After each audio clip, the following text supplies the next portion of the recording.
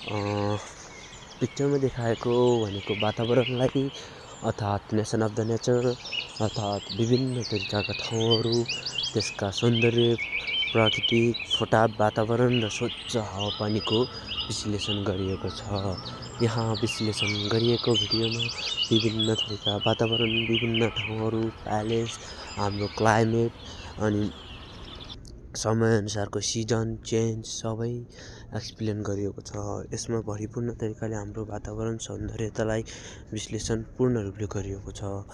हामीले स्वच्छ हावापानी र वातावरण र हाम्रो खराब मौसममा भइएका कुराहरू पनि समेटिएको छ। ठाउँअनुसार, वातावरणअनुसार र क्लाइमेट अनुसार हामीले विभिन्न रङहरू र विभिन्न छिनका विभिन्न कुराहरू देख्न पाइन्छ। वातावरणमा हामीले समेटेका कुहिरो, धुवाँ धुलो, अन्य कुराहरू पनि देखिन सकिन्छ। वातावरणमा भनेको हरियाली, स्नोफल लगायत अन्य कुराहरू पनि देख्न सकिन्छ। त्यस्तै गरेर हाम्रो यो फोटो अर्थात् भिडियोमा देखाइएको सर्ट फिल्ममा देखाइएको कुराहरू वातावरण र वातावरण अनुसारको ठाउँ, लोकेसन लगायत हावापानी, झरना, खोलानाला, नेसन रूपले कसरी हुन्छ भन्ने कुरा वातावरणमा पुरै विश्लेषण गरिएको देखिन्छ। समुद्र मात्रै नभई हाम्रो खोलानाला, विभिन्न थरीका ताल तलाब, अन्य कुराहरू पनि देख्न पाइन्छ। हामीले विश्वभरि धेरै कुराहरू देख्न पाइन्छ। विश्वभरि हाम्रो जलस्रोत भनेकै सबसे धेरै छ। भूमिभन्दा पनि जलस्रोतको धेरै देखा परिएको छ अर्थमा। पृथ्वीमा देखा परेको जलस्रोत लगायत अन्य कुराहरू पनि हामीले समयअनुसार चेन्ज, परिस्थिति अनुसार र हामीले बोटबिरुवा र वन जङ्गललाई कसरी विनाश गर्दैछु, त्यो विनाश गरेको हामीलाई क्षति, नोक्सानी, हानि कसरी भइरहेको छ भन्ने कुराहरू यो फोटोमा देखाइएको छ।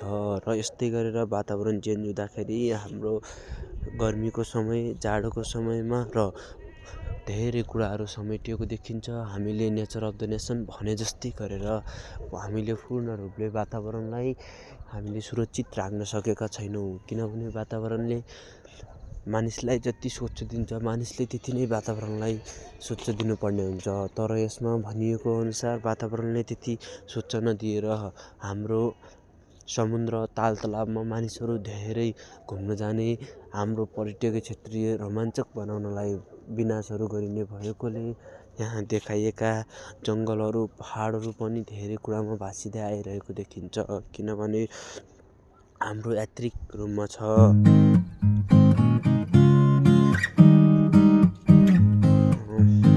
स्वच्छ हावापानी, स्वच्छ वातावरणले थरीथरी मौसम अनुसार हामीले बोटबिरुवा देख्न पाइन्छ। कुहिरो र स्याडो कसरी जान्छ आकाशतिर र कसरी बन्छ भन्ने कुरा हाम्रो क्लाइमेट चेन्ज अर्थात् वातावरणमा आएको खराबीका कारण कुहिरोले घामलाई छेक्ने र घामलाई छेकेपछि उसले अँध्यारो बनाउने, पानीको रूपमा तर्साउने, वर्षाउने गर्दछ। त्यस्तै गरेर हाम्रो यो वातावरणीय रूपमा भन्नुपर्दा कुहिरोले धेरै कुराहरूलाई झप्प ढाकिएको हुन्छ। कुहिरोले ढाकिएका ठाउँमा हामीले कहीँ जानु पर्यो भने लोकेसन हेर्न, ठाउँहरू हेर्न पनि देख्दैनौँ। किनभने कुहिरो यस्तो चिज हो जसले चाहिँ सबैलाई समतल आकाशीय रूपमा बदलिदिने गर्दछ।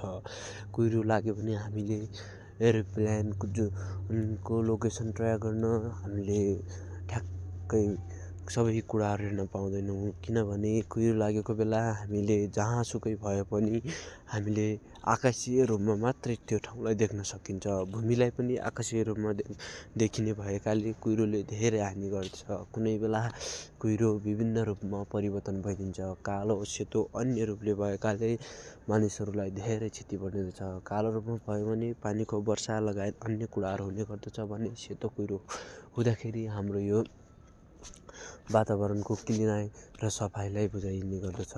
सफाइलाई बुझाइने गर्ने क्रममा कुहिरो ले आफ्नो पोजिसन र डिरेक्सन चेन्ज गर्दै गर्दा मान्छेहरू समुद्र ताल तलाउ अन्यतिर पनि देख्न सकिन्छ, जहाँबाट हावा गर्मी भएका कारण तातो भाव बनेर माथि गएर त्यही कुहिरो बनेर अनि पानी बर्सने गर्दछ।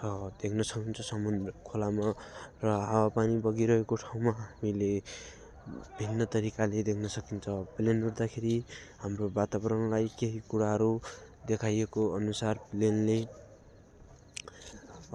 सूर्य र बादलको सँगसँगै आफ्नो उचाइ स्थिर राख्दै गएको छ र समयअनुसार ठाउँअनुसार चेन्ज वातावरण खेलकुद गर्ने ठाउँहरू पनि अहिले हराउँदै गएको छ। बच्चा खेलकुद गर्ने ठाउँहरू हराउँदै गएका हुनाले मानिसहरूले केही पनि उपलब्धि गर्न सकेको छैन। तरिका मानिसहरू र उनीहरूले रमाउँदै गरेका केही पलहरूका भिडियो रहेका छन्। यहाँ मानिसले समुद्रीय ताल तलाया विभिन्न तरिकाका कुराहरू देख्न सकिन्छ र ताल तलाउ यस्तो हुन्छ कि कुनै टक्सिक हुन्छ भने कुनै नन टक्सिक हुन्छ। टक्सिकले मानिसहरूलाई ज्यान लिन पनि सक्छ। टक्सिक भनेको पानीमै हुने ब्याक्टेरिया मात्रै नभएर अन्य कुराहरू पनि लाग्ने गर्दछ। जस्तै पानी फोहोर भएर जम्मा भयो र त्यो पानी फर्टिलाइज हुन सकेन, फिल्टराइज हुन सकेन भने पनि त्यसले मानिसहरूलाई धेरै ठुलो असर गर्ने गर्दछ।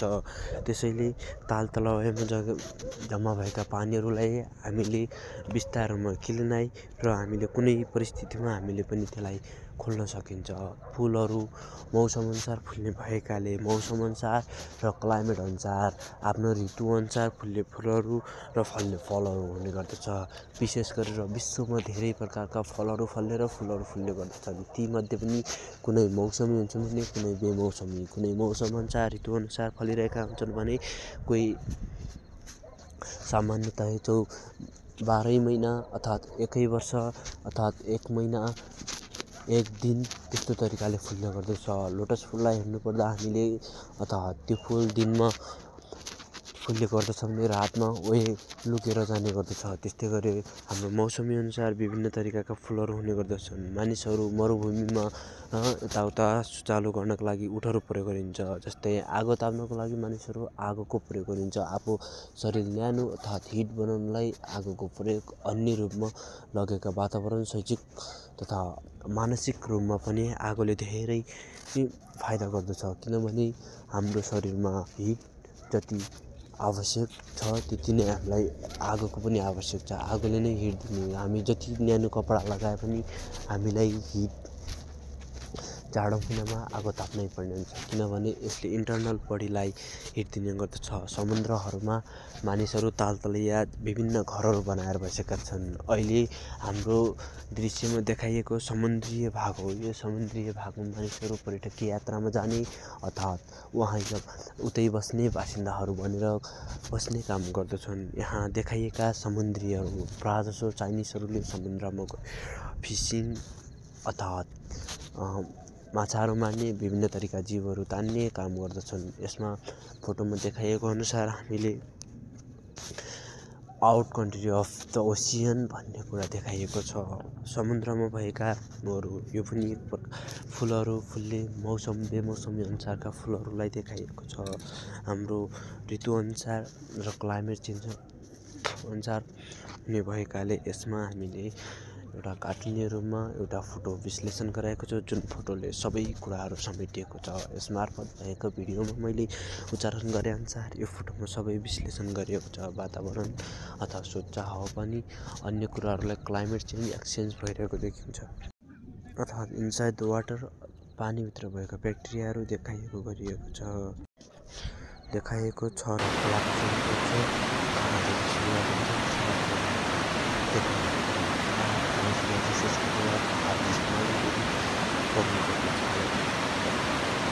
अनुसार हाम्रो सहरीय क्षेत्रमा पनि परिवर्तन आएको छ। सहरीय क्षेत्रमा किन परिवर्तन आएको छ भने हाम्रो वन विनाश, रुख संरक्षणलाई विनाश गरेर घरहरू, ठुला बिल्डिङ, फ्याक्ट्री लगायत vehicle, electrical vehicle, petroleum vehicle, diesel vehicle लगायत अन्य भेहिकलहरू युज गर्ने भएकाले सिटीमा लाइट अथवा डिफ्रेन्ट साउन्ड डिस्को सबै युज गर्ने भएकाले सिटीमा अहिले जति रोमाञ्चक देखिए तापनि वातावरणीय रूपमा त्यो अस्वच्छ नै देखिन्छ। किनभने वातावरणीय रूपमा स्वच्छ नदेखिएको कुनै पनि ठाउँ स्वच्छ नहुन सक्छ।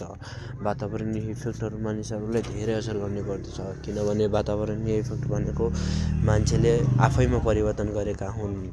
जति ठुलो घर जति ठुलो बिल्डिङ हाल्यो पनि मानिसहरू त्यो हाल्दाखेरि रुख विनाश गर्नुपर्ने र धेरै कुराहरू विनाश गर्ने गर्दछन्। मानिसहरूले विनाश गर्दै गर्दा क्षति भएका कुराहरूबाट नयाँ कुराहरू मानिसहरू स्ट्रेस हुने जुनसुकै तरिकाको रोगहरू लाग्ने बिरामी हुने गर्दछ।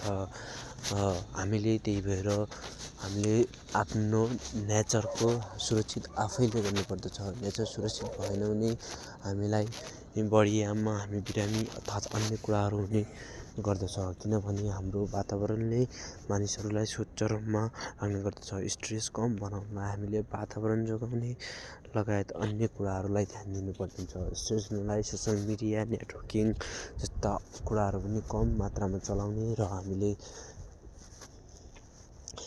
धेरै स्ट्रेस लिनु हुँदैन र हामी यो वातावरण अनुसार हामीले धेरै कुराहरू सम्झने र बुझ्नुपर्ने हुन्छ। किनभने वातावरण अनुसार समयमा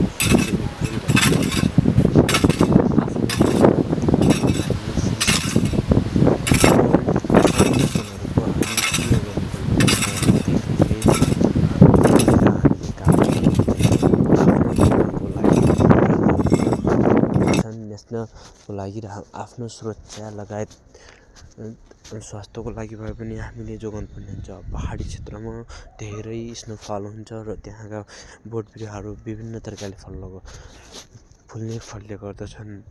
त्यहाँ पानी पर्दा र घाम लाग्दा विभिन्न तरिका फुलहरू फुल्ने मौसम अनुसार वातावरण अनुसार त्यहाँ भएका कुनै पनि मौसमी बेमौसमी बोट बिरुवा फुल लगायत अन्य कुराहरू फल्ने गर्दछ। त्यसैले मानिसहरूले जति सोचेका हुन्छन् त्योभन्दा कहिले धेरै र कहिले कम हुने गर्दछ। वातावरण अनुसार फुलहरू फुल्ने मौसमी बेमौसमी फुलहरू फुल्ने लगायत हुने गर्दछ। हिमाली भेगमा धेरै हिउँ पर्ने भएकाले त्यहाँतिर पाइने मौरी लगायत अरू बटरफ्लाई अन्य जीवहरू पाइने गर्दछ। किरा किर्मलादेखि लगेर पहाडी क्षेत्रमा विभिन्न तरिकाका जनावरहरू पाइने गर्दछन्। फुलहरू जस्तै कुनै खान मिल्ने र कुनै खान नमिल्ने फलफुलहरू पनि फुल्ने गर्दछ। पहाडी क्षेत्रमा धेरै जसो हामीले फुलेका फुलहरू हिमाली भेगमा फुलेका फुलहरूलाई हामीले सजावटका रूपमा लिने गर्दछौँ भने प्राकृतिक सौन्दर्यका रूपमा पनि यिनीहरूलाई लिन्छ। जाडो मौसममा रुखका पातहरू झर्ने रुखबाट नयाँ टुप्पा पलाउने लगायत त्यसलाई कलमी गर्ने मानिसहरूले अन्य तरिकाले लिने गर्दछन्। फलफुलमा जाडो महिनामा झरेका फुललाई कलमी अर्थात् त्यो हाँगालाई काटेर मानिसहरू कलमी लाउने गर्दछन् भएकाले जाडो मौसममा याममा पातहरू ओइलाएर झर्ने त्यो पातहरू सुकेर जाने गर्दछन्। त्यस्तै गरेर मानिसहरूले सुकेकालाई कलमी लाउने गर्दछन्। यहाँ विभिन्न थरीका आर्टिफिसियल अर्थात् फुलहरू देखाइएको हुनाले मानिसहरूले फुल अर्थात् अन्य कुराको लाई विश्लेषण गराइएको देखाइन्छ। फुलहरू मात्रै यता अन्य ठाउँको फुल्ने र कुरा हामीले जोगाउनु पर्ने वातावरणलाई त्यस्तै गरेर स्वच्छ हावापानी अनि हामीले भइरहेका कुरा र अन्य चिजलाई हामीले संरक्षण गरेर राख्नुपर्ने हुन्छ। हाम्रो पुरानो रीतिरिवाज अनुसार भएका ल्याङ्ग्वेज कल्चर अर्थात् रीतिरिवाज अन्य हामीले जोगाएर राख्नुपर्ने हुनुपर्दछ। हामीले कुनै बेला कल्चरहरूलाई हामीले सो गर्नुपर्ने हुन्छ। नयाँ मोडर्नमा हाम्रो अहिलेको पुस्ता भनेको धेरै इन्टरनेटमै फोकस र आफ्नो बेस इन्टरनेटमै राख्ने भएकाले केही क्षति हानि नोक्सानी पनि गर्दछ। मानिसहरूलाई स्ट्रेस डिप्रेसन लगायत अन्य डिजिटहरू लाग्ने गर्दछ। सोसियल मिडियाबाट मात्रै नभएर कुनै पनि सामाजिक सञ्जालले मानिसहरूलाई क्षति पुर्याउने काम गर्दछ। इन्टरटेनमेन्ट लागि मानिसहरू हदपार अथवा अन्य कामहरू गर्न तयार हुन्छन्, तर त्यो कामले मानिसहरूलाई भित्रैबाट आगो जलिरहेको त त्यसले क्षति पुर्याइरहेको कसले पनि देखिरहेको हुँदैन। त्यसैले हामीले कुन समयमा के गर्ने भन्ने कुरा आफैले सम्झनुपर्छ। जिन्दगी एकचोटि कलरफुल भए पनि अर्कोचोटि कलरफुल नहुन सक्छ। त्यसैले हामीले जिन्दगी समुद्र मात्रै नबनाएर हामीले बगर पनि बनाउनु जरुरत छ। हाम्रो सोचाइ भनाइअनुसार कुराहरू रहेको छ। हाम्रो फोटोमा देखाइएको यो एउटा मुन, सन, अर्थको फिगर हो। यो हाम्रो ब्रह्माण्डलाई यसरी नै परिक्रमा र यसरी नै ग्रहहरू घुम्ने तथा ग्रहहरूको लुक्स यस्तै नै देखिएको हुन्छ। पृथ्वीभित्र रहेका वातावरण कस्तो लाग्यो तपाईहरूलाई? कमेन्ट, सेयर, लाइक गरिदिनु होला। यसमा भएका वातावरणमा हाम्रो भिडियो आजको लागि यही अन्त्य गर्न चाहन्छु। हस्त नमस्ते।